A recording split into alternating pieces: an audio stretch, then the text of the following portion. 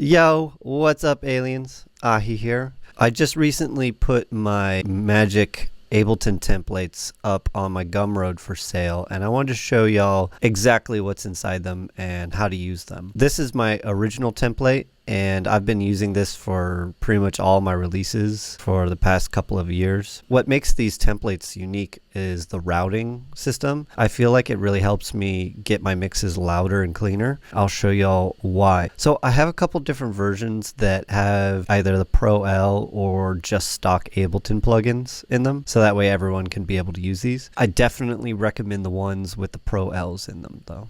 It's just that the ProL is just so much cleaner of a limiter than the Ableton's built-in one. Still, the stock Ableton ones, I found a good way to make it work. What you'll need ideally for these templates is just ProL, either ProL, ProL2, and Span, which is a free download by Voxengo. The unique thing on here is the placement of the limiters and the routing. I went over it in more detail in my dissecting Skrillex video and how to route like a pro video, but just as a brief overview, let me show you what's going on here. I'm actually sending my kick and snare group and my bass group here to this pre-master. You can see right here that instead of going to the master, I've selected the pre-master, and then here on the pre-master there's just another group of limiting, and also each group here has its own limiter on it except for the effects and the vocals, which I like to keep those things really dynamic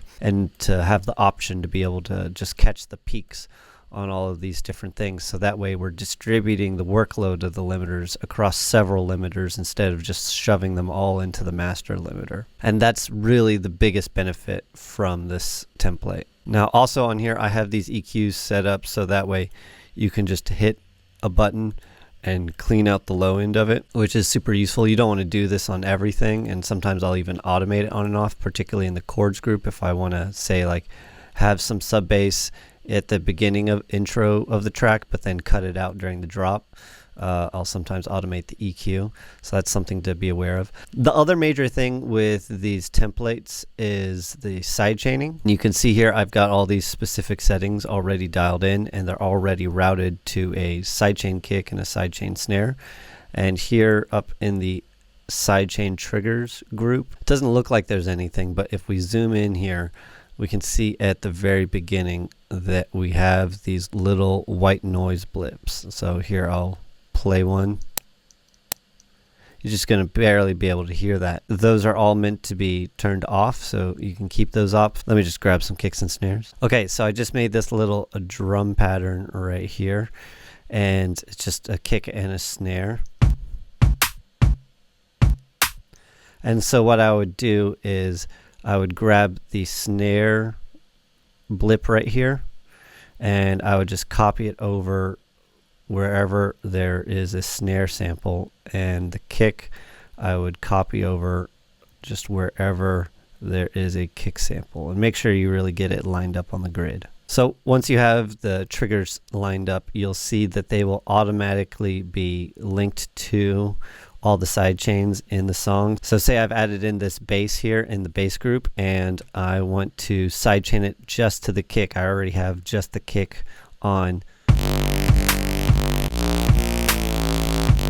And you can see here the sidechain reacting, and you can hear it. And if you wanted to adjust it, you can just really mess with the release now.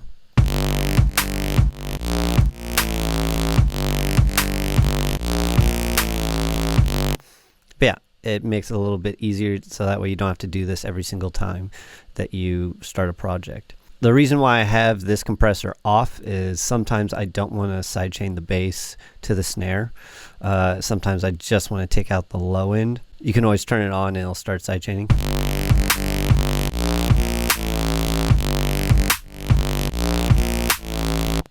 But it does that to the chords group, and then I have the option to have it here on the top drums group, but oftentimes I don't use it there.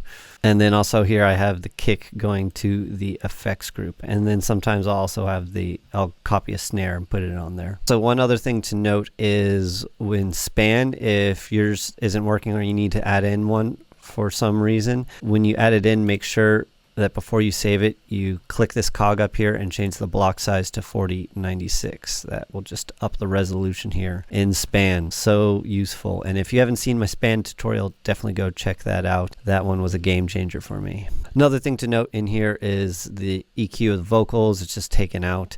And the reason why the vocals are going straight to the master is so that way everything else can be compressed and sort of push the vocals forward. Now to save this as your default, what you'll do is click on your Ableton preferences, go to File folder, and here you'll see Save Current Set as Default, and you'll just hit Save. That will now be your default. And if for some reason that the white noise blips don't load in, what you can do is you can go to the actual project folder that you downloaded and grab them from the Process Consolidate, and then you'll see the white noise blip there. Now let's look at one of the other different templates. This one is the Alien template. It's based off of the Dissecting Skrillex's Ableton project video. And you can see here I have a chain group and a pre-master. All these are being sent to different groups. So what's going on here is that there's a chain group and a pre-master group. Under the chain group, these are also sort of like pre-masters in the sense that they all have limiters and some side chaining on them. And then all those groups then get sent to a pre-master. The hype chain is essentially just the sub bass. On the hype chain, I have the side chain just to the kick, not to the snare, because you don't want your snare taking out your subs. Now here on the basic chain, you have an EQ that you can turn on to clean up all the low end, and then the side chain from the kick and the snare, plus a limiter. What's going to the basic chain is the melodic content and the top bass content, as well as the effects. The top drums and the kick and snare are both going directly to the pre-master, and then the vocals themselves are being sent to the master. So what you can basically expect here is that your vocals will sit on top, your drums will come next, and then everything else will be beneath that, and then the sub will be beneath all of that as far as the routing goes. Here on the master, I put a little utility that you can turn on to just listen in mono. Make sure you don't leave that on. Now here in the hybrid template, it's like halfway between Skrillex's setup and mine. It basically has two chains and a pre-master. The kick and snare group plus the basses are being sent to chain 1, and the top drums, effects, and chords are being sent to chain 2. Basically chain 1 you'll want to compress a bit more or limit a bit more, and chain 2 will be a little bit more dynamic. And again, the vocals are being sent straight to the master. So that way in this case you've got essentially 3 layers. You've got the vocals, the less compressed elements, and then the heavily compressed elements. That covers the basics of how to use my Magic templates. I'll put a link below on where you can get them on my Gumroad, and be sure to like and subscribe for more music production content like this. Alright, happy music making, y'all. Peace. Rampage.